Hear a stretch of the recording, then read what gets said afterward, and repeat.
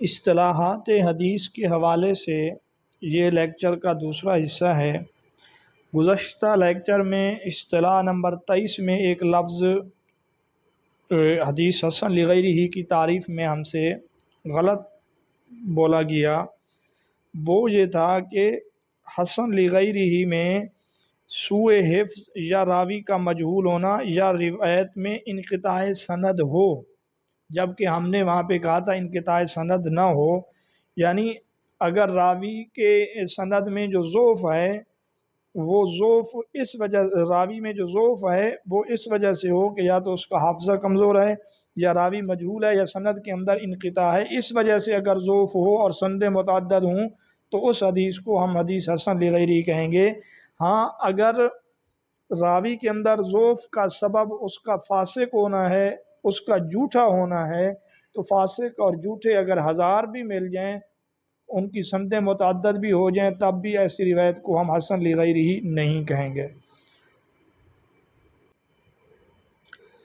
محکم وہ حدیث ہے جس کے مقابلے میں کوئی مخالف اور معارض حدیث موجود نہ ہو، اور مختلف الحدیث وہ مقبول حدیث ہے جو اسی درجے کی دوسری حدیث کے معارض اور مخالف ہو، البتہ دونوں معارض حدیث کے درمیان جمع اور تطبیق ممکن ہو تو اس کو کہیں گے مختلف الحدیث۔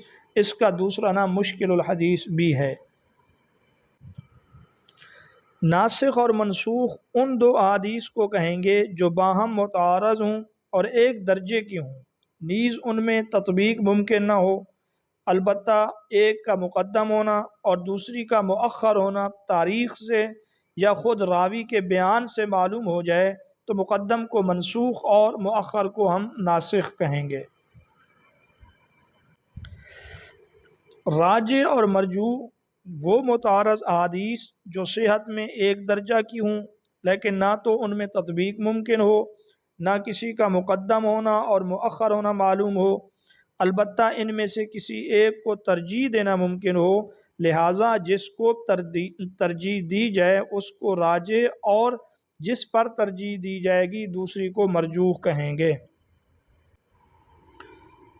متوقف فی اگر دو متعارض احادیث میں تطبیق ممکن نہ ہو اور نہ نسخ ممکن ہو اور نہ ترجیح کا امکان ہو تو دونوں پر عمل سے توقف کیا جائے گا اور ان کو متوقف فی کہا جائے گا۔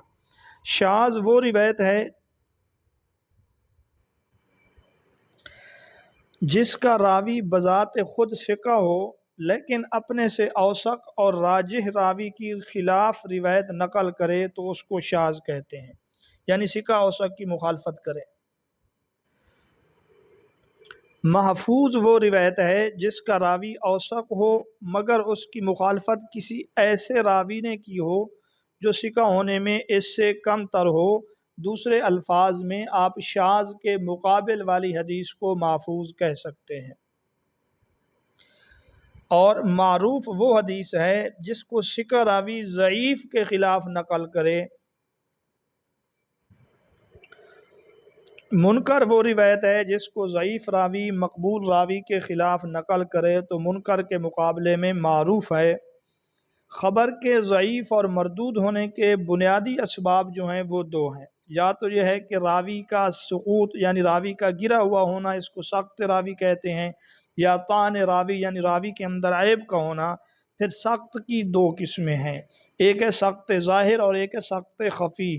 سقط ظاہر سے مراد یہ ہے سلسلہ سند سے کسی راوی کا ذکر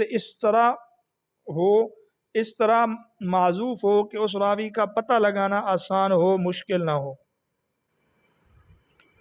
تو ہم نے وہ معذوف کی جگہ پہ معروف لکھا ہوا تھا اس کو درست کر دیا ہے، یعنی کسی راوی کا ذکر اس طرح معذوف ہو کہ اس کا پتہ لگانا آسان ہو تو کہتے ہیں کہ یہ سقط ظاہر ہے۔ سقط خفی کہتے ہیں سلسلہ سند سے کسی راوی کا نام اس طرح معذوف ہو کہ بآسانی معلوم نہ ہو سکے بلکہ ماہرین فن ہی اس کو معلوم کر سکیں تو وہ سقط خفی ہے۔ حدیث متصل وہ حدیث ہے جس کی سند متصل ہو، کوئی راوی ساقط نہ ہو، خواہ وہ حدیث مرفوع ہو یا موقوف ہو۔ جبکہ حدیث مسند وہ حدیث ہے جو متصل ہو اور مرفوع بھی ہو۔ تو متصل اور مسند میں یہ فرق ہے کہ مسند کے لیے متصل ہونا بھی ضروری ہے اور مرفوع ہونا بھی ضروری ہے، یعنی اس میں آپ صلی اللہ علیہ وسلم کے قول، فعل یا تقریر کا ذکر ہو، جبکہ متصل میں متصل ہونا ضروری ہے، مرفوع ہونا ضروری نہیں ہے، بلکہ متصل مرفوع بھی ہو سکتا ہے، متصل موقوف یعنی صحابی کا قول و فعل بھی ہو سکتا ہے۔ لیکن جب مسند کا لفظ ہوگا تو ہم سمجھیں گے کہ یہ حدیث متصل بھی ہے اور اس حدیث میں آپ صلی اللہ علیہ وسلم ہی کے کسی قول فعل کا تذکرہ ہے۔ معلق وہ حدیث ہے جس کی سند کے شروع سے ایک یا چند یا سبھی راوی مسلسل محذوف ہوں۔ مرسل وہ حدیث ہے جس کی سند سے تابعی کے بعد کا راوی معذوف ہو۔ منقطع وہ حدیث ہے جس کے درمیان سند سے ایک راوی یا ایک سے زائد راوی محذوف ہوں، البتہ مسلسل معذوف نہ ہوں۔ منقطع کے لیے تسلسل کا نہ ہونا شرط ہے بلکہ الگ الگ معذوف ہوں۔ اور حدیث موصل وہ حدیث ہے جس سے دو یا دو سے زائد راوی مسلسل معذوف ہوں۔ یہ فرق ہے منقطع اور موصل میں۔